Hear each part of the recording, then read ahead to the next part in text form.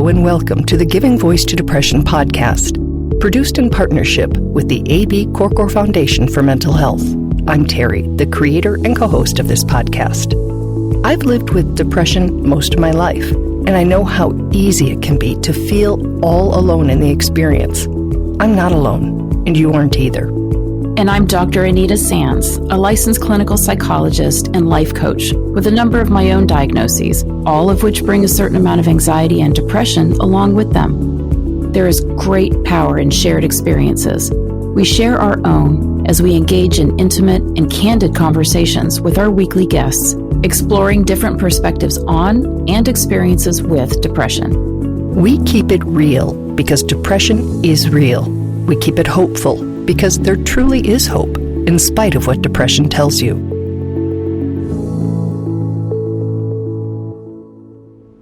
Hi, Terry. Hello, Anita. So this episode is being released on Valentine's Day, and you will soon understand why. It's about hearts, broken and betrayed hearts, healing hearts, hidden and found hearts, hearts spreading kindness in an often unkind world, hearts created with the intention of reducing rising rates of suicide. Simple, small, lovingly crocheted hearts. As you hear Kathleen's story of her life and her Little Heart Project, if you find yourself thinking, I get it as a random act of kindness or a nice thing to do for strangers, but I don't really understand how it's suicide prevention. Ask yourself, are those really separate things? Or if well-timed, seemingly simple acts of kindness and the discussions that the hearts facilitate might in fact make an impact beyond the little heart itself. Here now is Kathleen giving her voice to depression.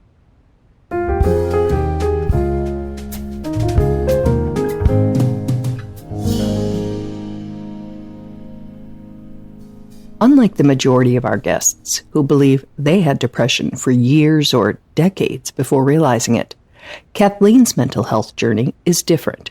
She had never experienced depression until, when nearing 50, her family went through a traumatic event that rocked and divided it. We're choosing to leave out the details since they're personal and since it's their effects that the rest of us are most likely to relate to anyway. And eventually, after a month, the charges were dismissed, which means in the courts it's as if it never happened, but it did happen. And it left me with depression, anxiety, complex PTSD, and suicidality. And I went into therapy right away and tried some medications. For 8 years, Kathleen was in depression's grips. And how do you describe that time? There was a lot of nothing. I wasn't fortunate, like when you hear celebrities say, oh, I just, had this meltdown and I just checked out of life for a year. Well, most human beings don't have that luxury because we have to pay our bills, so I continued going to work, cried a million tears in the bathroom, and then you wipe your face off and go back to work. And I do have FMLA, intermittent FMLA, so I've been able to take some time. I've had that for a few years, so when I need a little time, I can take that. It's still hard, though, because there's still stigma around that, but the law's on my side there. FMLA, by the way, is the Family and Medical Leave Act, which provides certain employees up to 12 weeks of unpaid, job-protected leave per year, with their health benefits intact. So in the beginning, it was just me lying on the sofa, just crying a lot. Just hopeless, like no future. I used to wear these bracelets on my wrist that, I don't know if you can include this in your podcast or not, but what they said to me was in Morse code, stop being surprised, people suck. Because people do suck in this world. And my problem was that I was continually surprised by that. And I think when you're depressed, you see more of that because that's your focus. And I'm learning now to shift, just a little bit. Can you turn just a little bit away from that and towards something good? In 2021, Kathleen's therapist showed her a small yarn heart from the Peyton Heart Project in Texas. She didn't show it to me to say, like, hey, get off your butt and do something.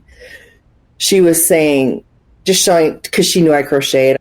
She also likely knew the value of having a hobby that provides distraction and the protective power of believing your life has purpose when depression constantly tries to convince us it doesn't.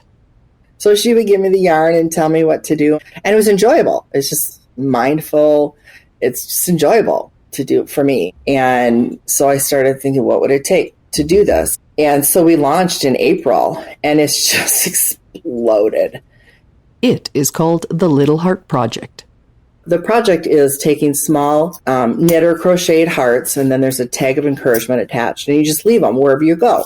Leave one if you're buying shampoo at Target, you just leave one there. Or if you're getting apples at the grocery store, you just leave one there for someone to find as a random act of kindness. And maybe it helps them feel better in the moment. Maybe it is someone who's depressed.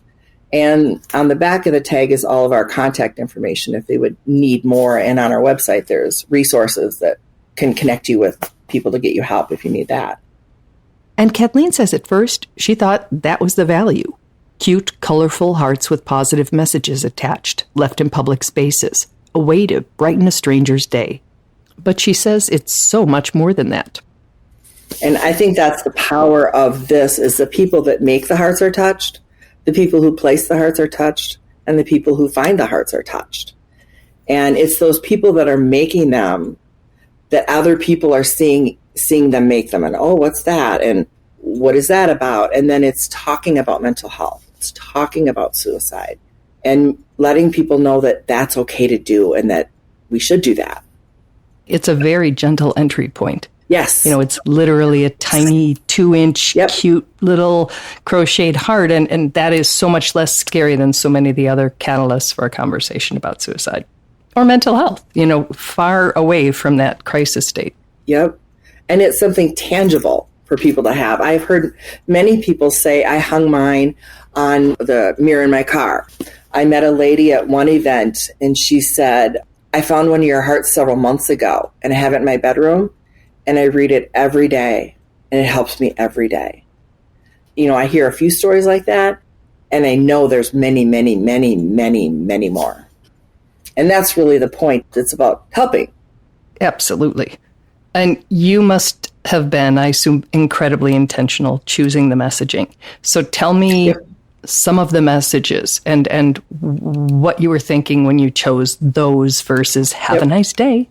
Right. None of them say that because that is not helpful. Yeah, I agree. So I was very intentional, and I spent that 9 months as part of the planning process collecting. And there's 144 different sayings, and they're all helpful to me. And so I want to believe they're helpful to other people too. Tell me a couple of your favorites. Tell me some that you think would have resonated with you. I got to pull them up and look at them. Okay. I'm not that great at self-compassion. Yeah, lots of us aren't. I'm actually terrible at it. So a lot of the notes are geared toward that. The first one I looked at, what would it sound like to extend compassion to yourself? So as I was choosing what would go on the tags, I'm thinking, like, if someone picked this up, what would be a message they might need to hear? And, remind them that they matter. To take care of themselves, too. At this point in our discussion, Kathleen's husband, Larry, who has tied the message tags on thousands of her hearts, hands her a stack of them. He's got some ready to go here. Let's see here. You don't have to be happy all the time. I think that's a really big misnomer, that people think others are just happy all the time, because no one is. We're human beings. There's ups and there's downs. A simple one that just says you are loved. Just as simple as that. Simple and profound. Probably one of my favorites, okay to not be okay. Mm-hmm. And that's part of not acting on your suicidal thoughts, is knowing that it's okay to not be okay, as long as you know a way to get out. And believe there's an out. When you get, this is a good one too. When you get tired, learn to rest, not quit. You're stronger than you think. I picked them all, so I think they're all amazing. Kathleen is very clear on the fact she would not have been able to do the work involved with the Little Heart Project if she had not first done the slow and hard work of getting herself in a better place mentally. That included ketamine therapy. You can't just walk into an office and get it. You have to have tried many medications, many years of therapists. Nothing is working. Nothing's helping. And so that's where I was, treatment resistant. Like, what can help? My husband and I watched every YouTube video we could. We read everything we could about it. And it's very expensive, and it's not covered by insurance. And we're not wealthy people. And my husband said, I think we just need to try it. We have to try something, because nothing else was working. And I wasn't really getting better. My therapist tells me now that after the first infusion, she noticed a difference. She noticed more flexibility in thinking, is what she calls it. So that was all of September I had those. I didn't notice a difference until December, when I found myself listening to Christmas music for the first time in 8 years. So Kathleen asked herself if anything else had changed, and she realized a huge difference. I'm not thinking about killing myself all day long. Well, that's different. I've got this full toolbox from 9 years of therapy, but for many years I didn't have access to it. And now, usually, I do. If I can't find the access, my therapist gently reminds me of how to get back there. And what are some of the things in your toolbox? Some of the things that can help me shift are music, certain types of music. It depends on what I need. I'm learning to listen to my body more. Do I need to move? Do I need to go for a walk? Do I need to organize something? Or do I need to just be still for a while and maybe watch Netflix and just let my brain do something else besides ruminate on whatever else is happening? So how would you describe where you are now compared to where you were? I'm so much better now. Although I still have episodes, they're much shorter in length, and I come out of them more cleanly. It's not like something triggers me and I'm down for 3 weeks. Now, something can trigger me and I can recognize, like, just happened yesterday. I recognized what was happening almost instantly, like, oh my gosh, I can't breathe. I need to get up. I need to walk around. I need to go talk to someone about anything, really. And that's very different. Having hope again herself makes it possible for her to offer it to others. Her project has led to speaking engagements and other opportunities. Like, I could have never dreamt that I would speak to rooms full of people and share my story and talk about the project. And people, after I talk, they're wanting to share their story with me because they see me as someone safe.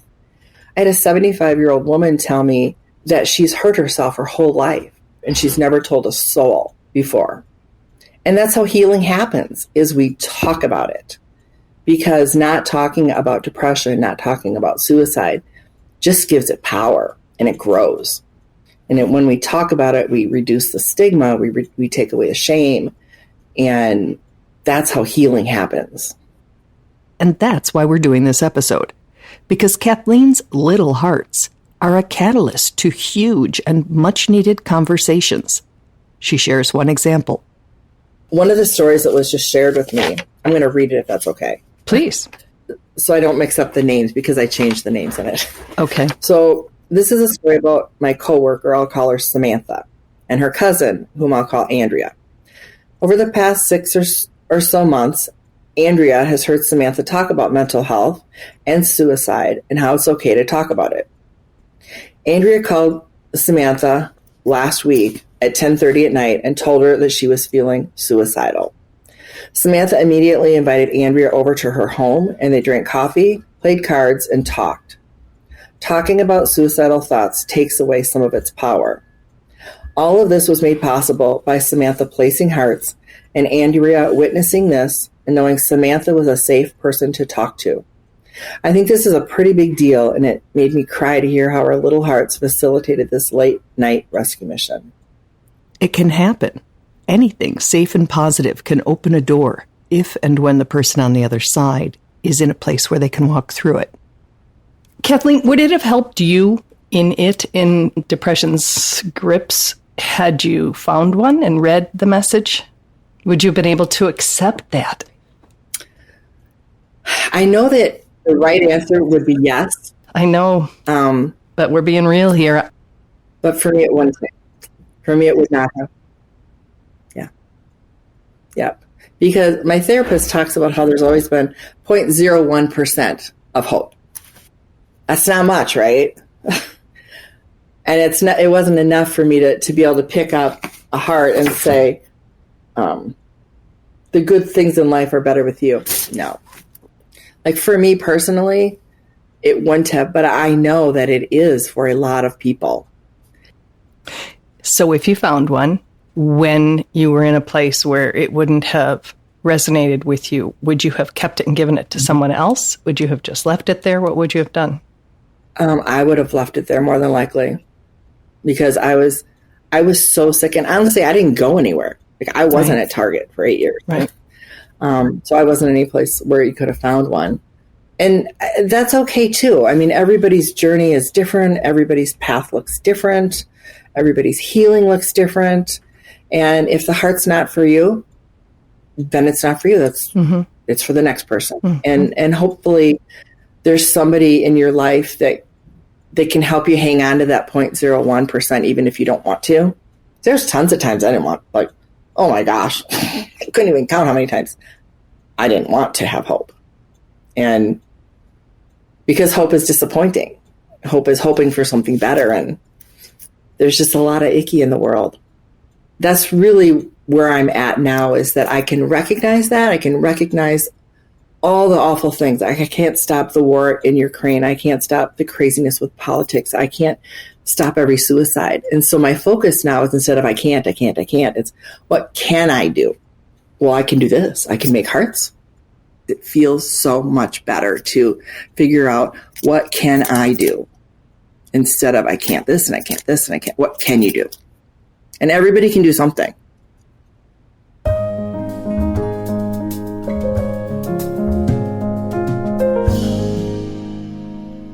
So Terry, she just said it. We have to focus on what we can do. We have to pivot away sometimes from all of the icky stuff in the world that we can't do anything about, and move towards today, the present moment, what we actually can do.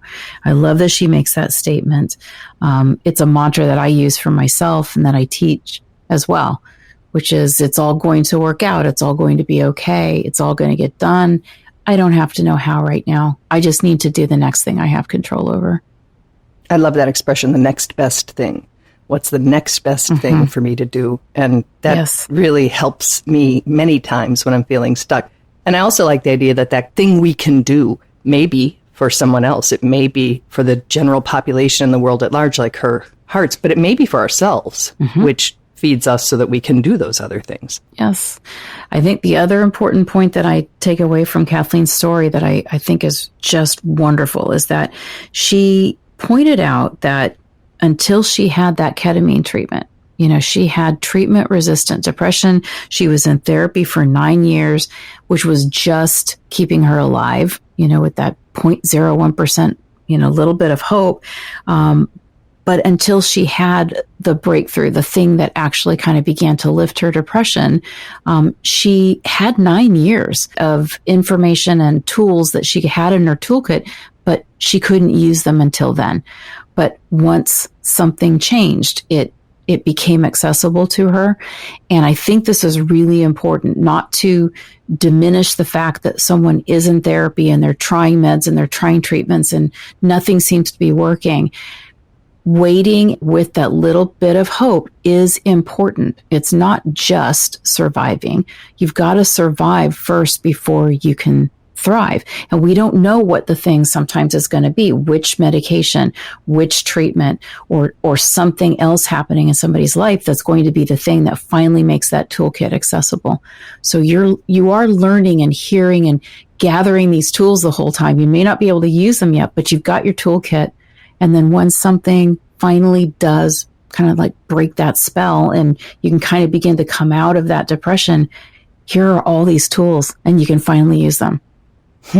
I like hearing that because I never think we're peddling false hope, but there are times that I hear the episode through the ears of someone with treatment-resistant depression and think that it must be a little frustrating to hear how well other people are doing. And so whenever there's a story and someone shares a story of having really not been able to get out of it, and then, as you say, something, we're always saying something might change. And I don't know what those some things are. I'm not an expert on that. I just know how many people have said something changed when they truly believed nothing would. And so if we could just, all the people, if you're listening and think nothing will ever change because nothing has yet, listen to Kathleen and write me and I'll give you 20, 50 other episodes where a guest made that same point. So the important thing is, it might be awful right now. Please stay. We're going to try to get it where it's not so awful. And there is hope that, again, that something is going to happen. Something will become effective. Something will come along that is effective. Something just will shift. And you want to stay. You want to be around for that to happen. And then be able to thrive, not just to survive. Nice. If you're interested in the Little Heart Project, the website is littleheartproject.org. And there are patterns there if you want to make these little hearts yourselves and distribute them and do your part in spreading kindness in a, as we said, often unkind world. So thank you, Kathleen. Thank you, Anita. I love it. And I look forward to being back next week. Thanks, Terry.